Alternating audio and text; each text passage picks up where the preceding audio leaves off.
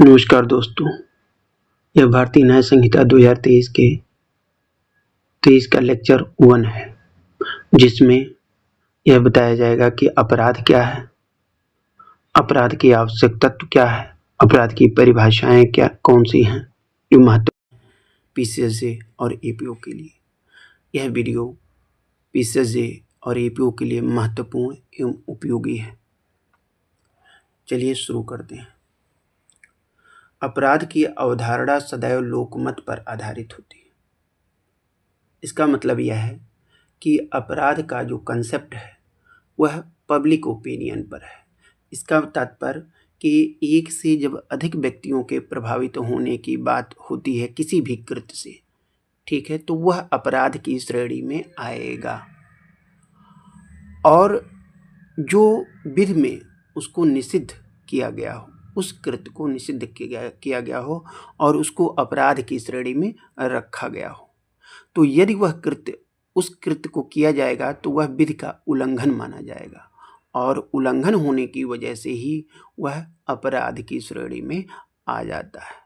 कोई भी विधि जो निषिद्ध है करने के लिए उसको किया जाता है और वह अपराध में वर्णित है उस कृत्य को कि अपराध की श्रेणी में लाया गया है, तो ऐसी स्थितियों में उस विधि का उल्लंघन अपराध की श्रेणी में आएगा। इसके अलावा कोई सारी विधियां जो है अपराध की श्रेणी में नहीं आएंगी कि सारी विधियां अपराध की श्रेणी में आए, क्योंकि सिविल मैटर की जो विधि है उसका उल्लंघन होने पर वह अपराध की श्रेणी में नहीं आएगा। ठीक है। अपराध समाज में शांति तथा व्यवस्था को बनाए रखने के लिए इसका प्रावधान किया गया कि अपराध कोई व्यक्ति ना कर सके। क्यों? क्योंकि इसमें कमज़ोर लोग भी रहते हैं आर्थिक रूप से, शारीरिक रूप से, तो उनकी भी सुरक्षा सुनिश्चित हो सके। इसके नाते किसी भी कृत्य को अपराध की श्रेणी में विधि के द्वारा उल्लिखित किया गया है और वही कृत्य उसी कृत्य को किए जाने पर जो विधि के का उल्लंघन हो तो ऐसी स्थितियों में वह अपराध की श्रेणी में आएगा। अब विधि क्या है? विधि प्रभुत्व संपन्न व्यक्तियों द्वारा अपने अधीनस्थ व्यक्तियों के लिए बनाए गए नियमों का समूह ही विधि कहलाता है। विधि एक समादेश है जिसमें अनुशासन का बल होता है, जिसमें दंड का बल होता है। विधि एक समादेश है जिसका पालन वहाँ की जिस भी देश की विधि के संबंध में बातें हो रही हो तो वहाँ की जनता स्वाभाविक रूप से उसका अनुपालन करती है। क्यों? क्योंकि उसके पीछे यदि वह कृत्य न किया जाए, उसका अनुपालन न किया जाए, तो ऐसी स्थितियों में उसके खिलाफ दंडिक कार्रवाई की जा सकती है और यही डर उस कृत्य का, उस विधि का पालन करने के लिए लोगों को विवश किया जाता है। अपराध विधि द्वारा दंडनीय कार्य है क्योंकि यह विधि द्वारा निषिद्ध है, यह लोक हित के लिए हानिकारक है। यानी कि यदि कोई भी विधि, ठीक है, विधि द्वारा यदि किसी भी कार्य को दंडनीय घोषित किया गया है, विधि द्वारा निषिद्ध किया गया है और वह लोक हित के लिए हानिकारक है, तो वह कार्य ही क्या कहलाएगा? अपराध कहलाएगा। विलियम ब्लैकस्टोन के अनुसार निषिद्ध या समावेशित समावेशित करने वाली सार्वजनिक विधि के अतिक्रमण के रूप में जो किया गया कार्य है वह अपराध कहलाता है। ठीक है। स्टीफेन के अनुसार अपराध विधि द्वारा निषिद्ध तथा समाज की नैतिक मान्यताओं के विरुद्ध भी है। यानी कि अपराध जो है विधि द्वारा निषिद्ध होना चाहिए तथा वह समाज की नैतिक मान्यताओं के विरुद्ध भी होना चाहिए। यदि विधि द्वारा निषिद्ध है और वह समाज की नैतिक मान्यताओं के विरुद्ध नहीं है तो उसको अपराध की श्रेणी में नहीं रखा जा सकता। ठीक है। यानी कि कोई भी अपराध जो होता है वहाँ की समाज की नैतिक मान्यताओं के अनुसार निर्धारित होता है कि वह कृत्य अपराध की श्रेणी में आएगा कि नहीं आएगा। ठीक है। क्योंकि हर देश की नैतिक मान्यताएं अलग अलग होती हैं। हमारे यहाँ एडल्ट्री को अपराध माना गया है, लेकिन वहीं इंग्लैंड में एडल्ट्री को अपराध नहीं माना गया है, जबकि वर्तमान वर्तमान में सुप्रीम कोर्ट के आदेश के द्वारा एडल्टरी को अब अपराध से हटा दिया गया है। तो इसी के नाते ये बातें कही गई हैं कि अपराध विधि द्वारा निषिद्ध तथा समाज की नैतिक मान्यताओं के विरुद्ध होता है।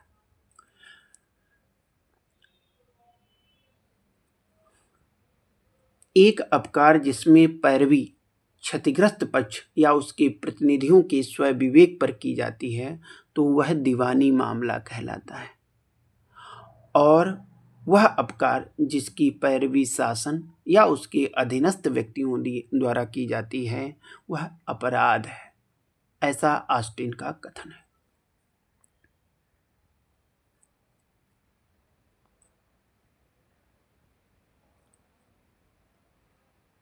केनी की जो परिभाषा है, महत्वपूर्ण परिभाषा है, इसमें कहा गया कि अपराध ऐसा दोष होता है जिसमें अनुशास्ति दंडात्मक होती है और किसी सामान्य व्यक्ति द्वारा वह क्षम्य नहीं है।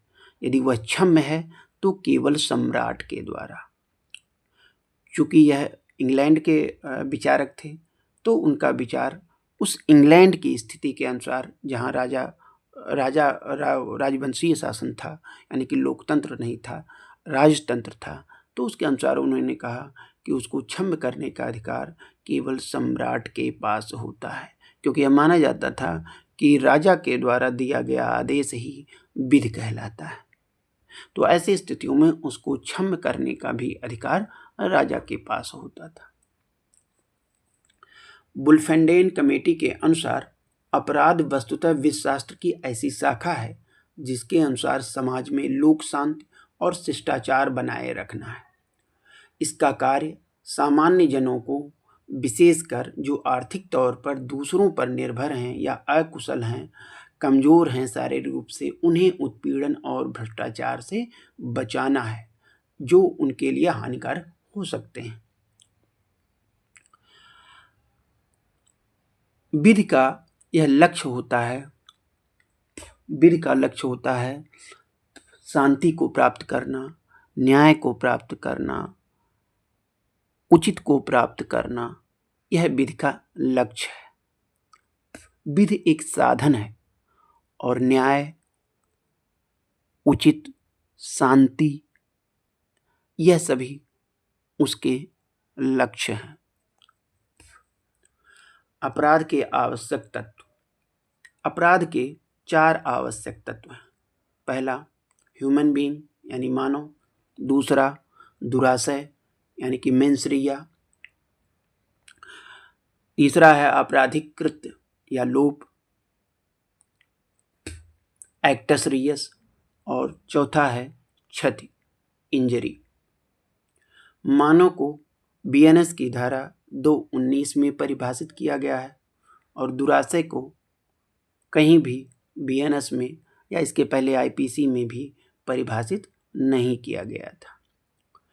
आपराधिक कृत्य या लोभ को आईपीसी की धारा 33 में और बीएनएस की धारा 21 में परिभाषित किया गया है। क्षति को पहले आईपीसी में धारा 44 में परिभाषित किया गया था और बीएनएस में धारा 2 की उपधारा 14 में परिभाषित किया गया। बीएनएस की धारा 214 के अनुसार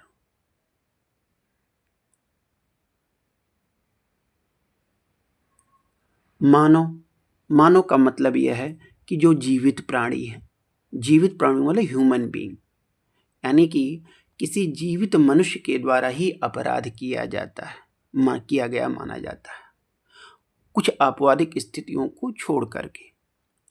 जैसे कंपनी भी अपराध कर सकती है, ठीक है। तो ऐसी स्थितियों में ह्यूमन बीइंग के द्वारा अपराध करने की बातें हैं। क्यों? क्योंकि उसके पास सोचने समझने की क्षमता है, विवेक है, वह उचित अनुचित का निर्णय लेने में सक्षम माना जाता है। इसी के नाते उसके द्वारा यदि कोई विधि के द्वारा निषिद्ध कृत्यों का उल्लंघन किया जाता है जो अपराध की श्रेणी में आता है, तो ऐसी स्थितियों में वह दंडित होता है।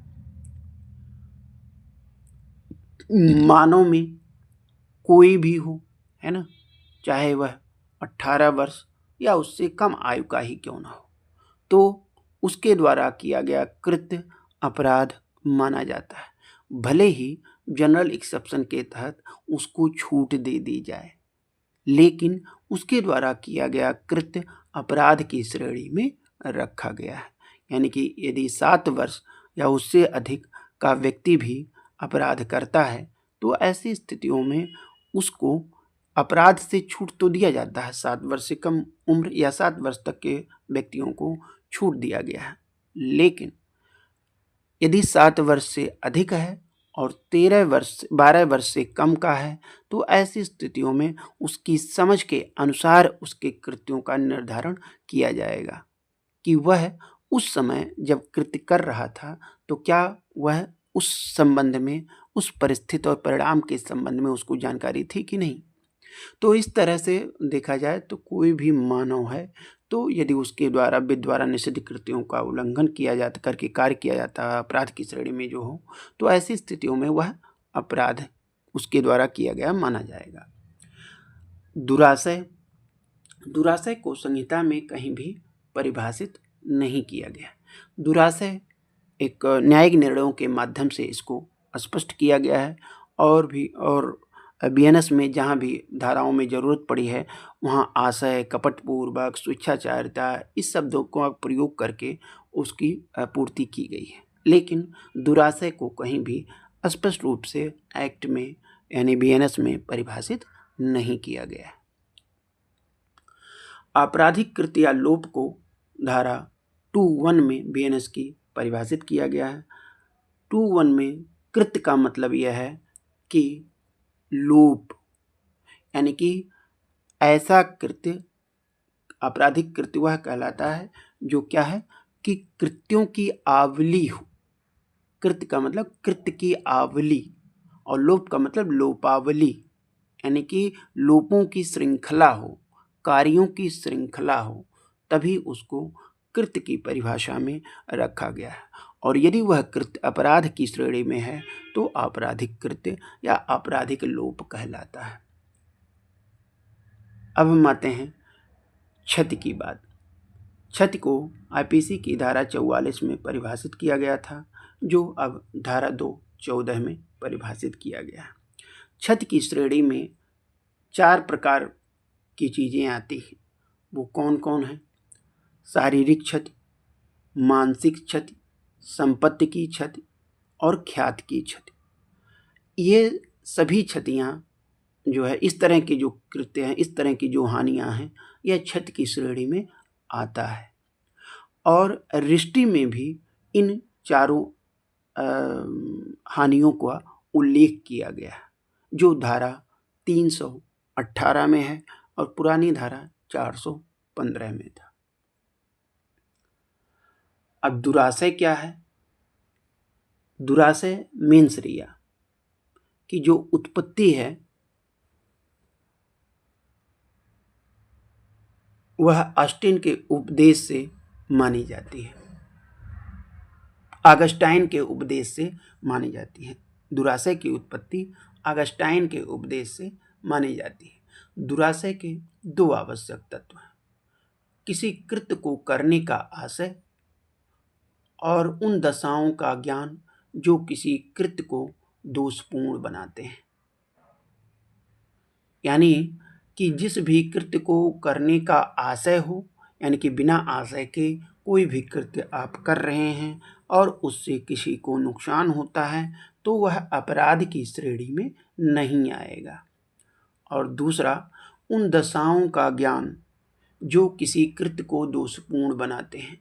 यदि आपको यह पता है कि कोई कृत्य जो मैं कर रहा हूँ इसकी जानकारी आपको है कि वह कृत्य दोषपूर्ण है, तो ऐसी स्थितियों में वह जानकारी होने की वजह से भी वह दुराशय की श्रेणी में आ जाएगा। कृत्य और आशय, कृत्य और आशय जब मिलते हैं तभी वह अपराध की श्रेणी, तभी वह अपराध की कैटेगरी में वह कृत्य आता है। यानी कि यदि उस कृत्य को करने का आपका दुराशय है और उस दुराशय के प्रभाव में आकर के ही आपने उस कृत्य को संपादित किया है, तो ऐसी स्थितियों में वह कृत्य और वह दुराशय मिलने की वजह से वह अपराध की श्रेणी में आ जाता है। इसीलिए कहा गया है कि अपराध के लिए कार्य और दुराशय दोनों का संगामी होना आवश्यक है। ऐसा फॉलर बनाम पेजेट के मामले में कहा गया।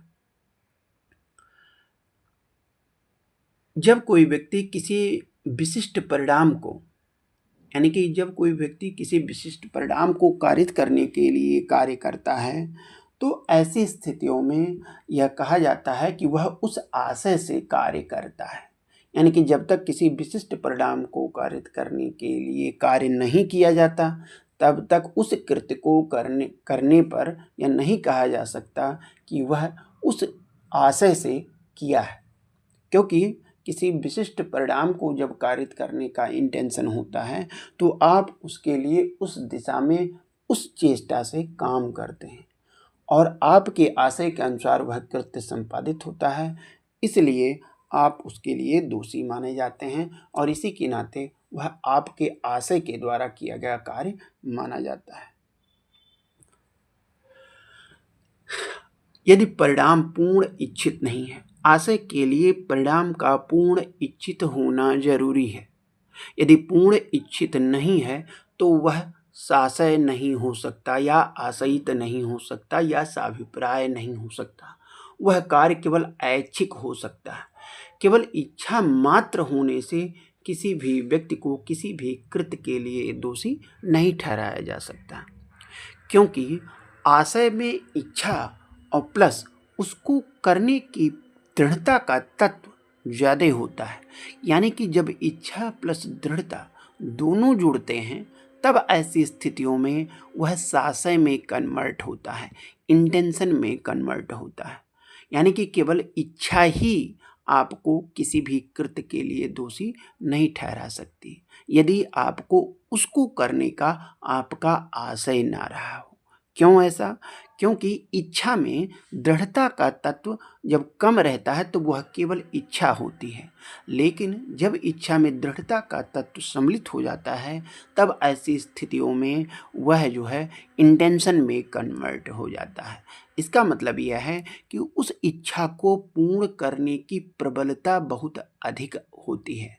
इसी के नाते यह बात कहा गया है कि पूर्ण इच्छित परिणाम को प्राप्त करने के लिए किया गया कृत्य ही क्या कहलाएगा?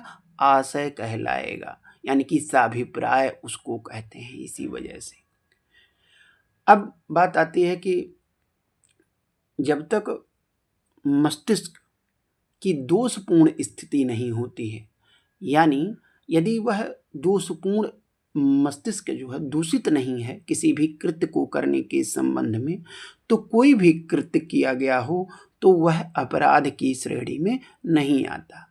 यानी कि कहने का मतलब है कि यदि कोई भी व्यक्ति दूषित मस्तिष्क से किसी कृत्य को यह ज्ञान तथा परिणाम का पूर्वानुमान रखते हुए करता है, ठीक है, परिणाम का पूर्वानुमान करके किसी कृत्य को करता है या ज्ञान रखते हुए करता है, दोषपूर्ण स्थिति में करता है, तो ऐसी स्थितियों में वह मेंस रिया की श्रेणी में आ जाता है। यानी कि आपराधिक मन स्थिति की, यानी कि जिसको दुराशय कहते हैं या मेंस रिया कहते हैं, उस श्रेणी में वह आ जाता है। ऑस्टिन के अनुसार जो है, ऑस्टिन का कथन है कि शारीरिक गतियां इच्छाओं का अनुसरण करती हैं। यानी कि गति जो है, शरीर की जो भी गति होती है वह तभी होती है जब वह इच्छा उसमें होती है। यानी कि जो बाह्य आपकी मूवमेंट होती है शरीर की, वह इच्छाओं के अनुसार चलती है, लेकिन केवल इच्छा की वजह से वह गति नहीं होती है। उसमें क्या होता है कि वह गतिशील तभी होती है जब हम उसके गतिशील होने की कामना करते हैं। यानी कि इच्छा और उसको पूरा करने की कामना, यानी कि जिसकी उसको जब कामना आएगी तो वो बाह्य गति शरीर की शुरू होगी, है ना। और इच्छा के अनुसरण में ही वह शरीर जो हरकत करती है तो वह कृत्य में कन्वर्ट होती है, वह कृत्य तब बनता है। और कृत्य के होने के पहले, शरीर के गति के होने के पहले एक स्थिति होती है चेष्टा की। है ना। यानी कि चेष्टा जो है वह अंतिम स्थिति होती है इच्छा की, यानी कि चेष्टा के बाद बॉडी गति में आती है, जिससे वह बाह्य आचरण उसका दिखता है, क्योंकि बाह्य आचरण से ही किसी के इंटेंशन को समझा जा सकता है। जब तक वह हरकत नहीं करता, जब तक उसकी बॉडी मूवमेंट नहीं करती, तब तक ऐसी स्थितियों में इंटेंशन का पता नहीं लगाया जा सकता।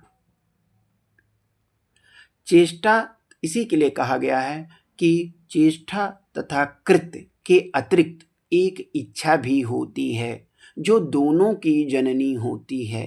क्यों?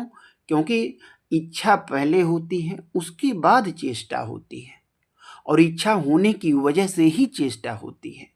इसी के नाते ये कहा गया है कि चेष्टा और जो कृत्य होता है, चेष्टा के बाद जो कृत्य होता है, कृत्य में भी इच्छा की चीज़ें सम्मिलित हैं और चेष्टा में भी इच्छा सम्मिलित है।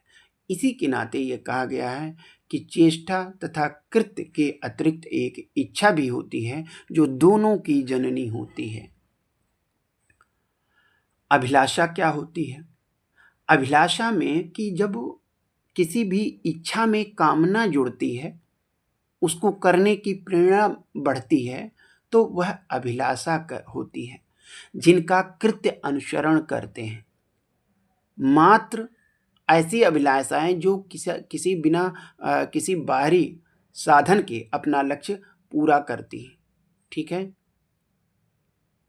अभिलाषाएं जिनका कि कृत्य अनुसरण करता है, मात्र ऐसी अभिलाषाएं हैं जो बिना किसी बाहरी साधन के अपना लक्ष्य पूरा करती हैं।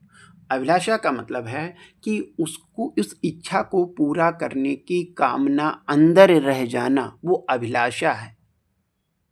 ठीक है, जब बाह्य स्थिति में आएगा तो वह कृत्य में कन्वर्ट हो जाता है। अभिलाषा जो है गति को आरंभ करती है और जो चेष्टा कहलाती है, यानी कि चेष्टा शरीर की गति के होने के पहले की अवस्था है। जनरली इच्छा को चेष्टा कह दिया जाता है पर्यायवाची के रूप में, लेकिन दोनों में अंतर होता है। स्वैच्छिक कृत्य की पूर्वगामी या संगामी होती है, ऐसा स्टीफेन ने कहा, लेकिन कहने का मेन मतलब यह है कि जो चेष्टा होती है वह कृत्य के पहले की अवस्था होती है, वह इच्छाओं को पूरा करने की अंतिम अवस्था में होती है कि जब बॉडी कृत्य करने की स्थिति में आता है, यानी कि बॉडी के मूवमेंट के पहले की ही अवस्था चेष्टा कहलाती है। स्टीफेन के अभिलाषित उद्देश्य की उत्सुकता जो चेष्टा को गतिशील बनाती है, प्रयोजन कहलाती है।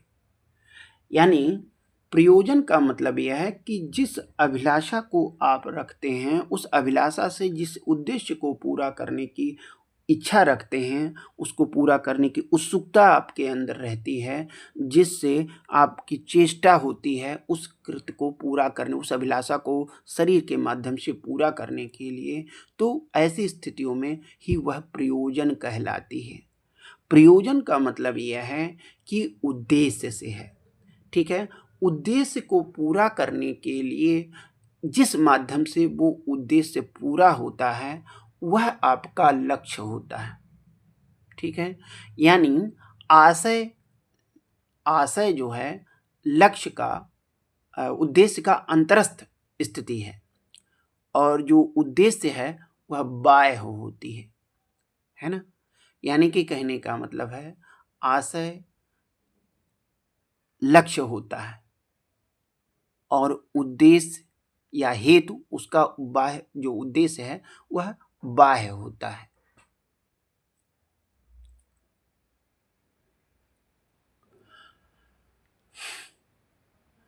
स्टीफेन के अनुसार आशय इच्छा की ऐसी कार्यवाही होती है जो किसी प्रत्यक्ष कार्य को निर्देशित करती है। यानी इच्छा की ऐसी कार्रवाई होती है कि जो इच्छा के अनुसार जब बॉडी मूवमेंट करती है तो उस दिशा में कार्य करती है। यानी कि आशय इच्छा की ऐसी कार्यवाही है जो किसी प्रत्यक्ष कार्य को, यानी प्रत्यक्ष कार्य मतलब कि जो शरीर के द्वारा जो किया जा रहा है जिस कार्य को, उसको दिशा देती है। दिशा देने का काम वह आशय करता है। यानी कि यदि आपका आशय मजबूत है, यानी कि जिसको विल पावर कहते हैं, तो ऐसी स्थितियों में आप अपने उस लक्ष्य के प्रति आगे बढ़ते हैं, उसको करने के लिए तत्पर होते हैं। आशय मनुष्य की वह मानसिक दशा है जिसके माध्यम से वह अपने आचरण से संभाव्य प्रतिफल का न केवल पूर्वानुमान करता है बल्कि वह उसकी कामना भी करता है। आशय वह प्रयोजन या अभिकल्पना होती है जिससे कोई कार्य किया जाता है या कृत्य का पूर्व ज्ञान होता है जो अभिलाषा से जुड़ा होता है। यदि यह वीडियो आपके लिए थोड़ा भी उपयोगी रहा हो तो please like, subscribe and share अवश्य कीजिए। कमेंट भी अवश्य कीजिए। धन्यवाद।